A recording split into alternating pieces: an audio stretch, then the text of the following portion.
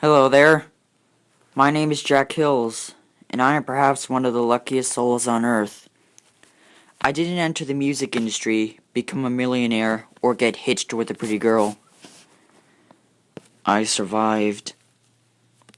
I recently moved into a new neighborhood seeking a new job as I sucked at my last one and I was fired for that.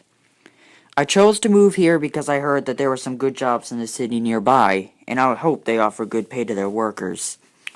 So as anyone else would say, after a couple of days and nights, I arranged all my things and got settled into the new house. The house itself was pretty big, with most of the stuff you would expect, except with the large room and basement along with the pretty nice dining room. The house, of course, cost a lot of money, so I was low on cash for the time being, along with a couple of weeks. I remember how mystified I was the first time I stepped into the house. I would have loved to see my face at that moment. But with the experience I had, I'm not pretty sure that I can just move into any house. For a few days, I had to stay cheap due to the money problem I was having, but I got a job in the photography industry in the city and was back on my feet in a month or two. The locals around here are very good people, and in the crowd that occupied the neighborhood that I lived in, I got into a good relationship with the pretty woman I found on a website. We were really happy when we were with each other. Now I will never get to see her again. The trouble all began one night on August 3rd, 2009. Me and my girlfriend had arranged a date the next day, and I was very excited that I couldn't sleep. But I tried to anyway. At about 9 o'clock p.m., a storm rolled up on the area and settled there for a while. The storm was a very bad one, each clap of thunder shaking the very foundation of my house. And I was wide awake at the very first flash of lightning that pierced my sleeping mind. I continued to stay up for another 5 hours. Yep, the storm was that bad. I think the time was 12:30 when I remembered something. I was applying wallpaper last week to the walls in my room when I fell off the ladder and nearly broke my leg. The ladder, of course, fell on the window pane and tore a piece of it open. Therefore, there was a hole from the outside to the inside. The rainwater can get into my house that way, and I wouldn't want to wake up and have a mess to clean up. I went downstairs and got some tape, then stepped back upstairs for my room. About halfway up the stairs, a massive boom of thunder shook the entire house and knocked out the power, leaving me in complete darkness. Oh, great, I muttered to myself. I got my camera from my pocket, turned on the flash, and continued walking upstairs. The house cast massive shadows every time lightning struck the earth, giving me a chill down my spine. I finally got up to my room, and sure enough, a small puddle of water was starting to form underneath my window. I tore off some tape, applied it to the tear, and cleaned out the water with my shirt. I started walking back to my bed when I felt something pulling at the back of my mind. For some odd reason, I wanted to go back to the window. I had to. Being curious, I walked back to the window, camera still in my hand, except with the flash off, since I no longer needed that. The rain was collecting on the screen, and an idea came to mind. Perhaps if I shot the raindrops on the screen, when the next flash of lightning showed up, it would make some money for me. I did have an assignment that I needed to turn in the next day for a new shot that I had which I took over the week.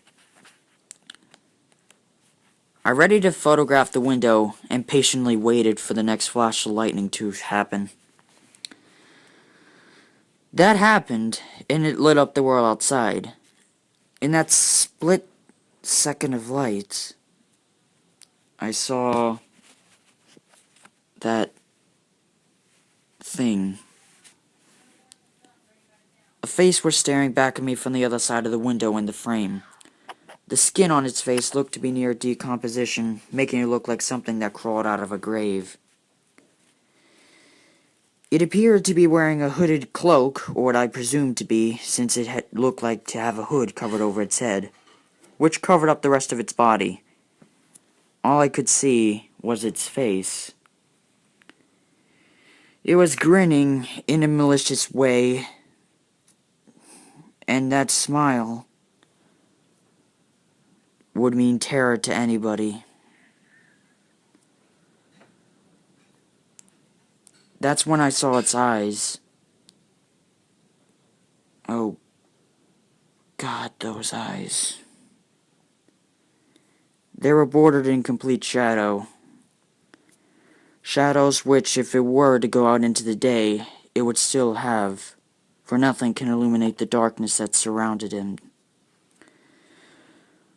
But the eyes themselves, they were staring at mine, and sheer horror filled up my body. Behind those eyes, I sensed a malevolent intelligence, a demonic aura that nothing but the devil can hope to occur and match. The eyes completed a face that would pierce any man's sanity and shatter it into a million tiny pieces, something that they would never hope to get back. A face which I will never forget. The face that will haunt my sanity until the day I die. My instincts kicked in, and I pressed the snapshot button just before the darkness reclaimed the land, hoping that it would blind the thing and it would stumble and fall off the house. I scrambled away from the window, running in terror from my bed. I screamed before I put the covers over my head, which would have been pretty funny considering that it was a late scream. My mind reeled into overdrive as I panicked, not knowing what I should do.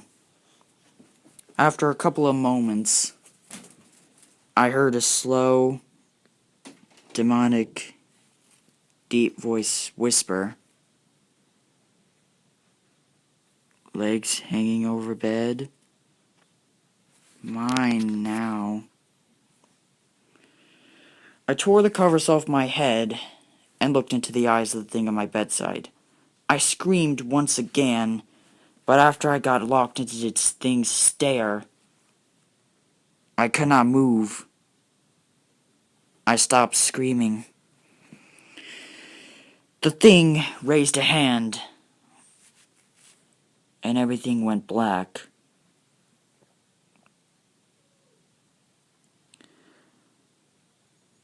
A warm light filled up my vision when I regained consciousness, and at first I thought that I was dead and was in heaven. I opened my eyes to find I was still in my bed. The covers looking like they were just fresh made as I let them when I first settled into the last night.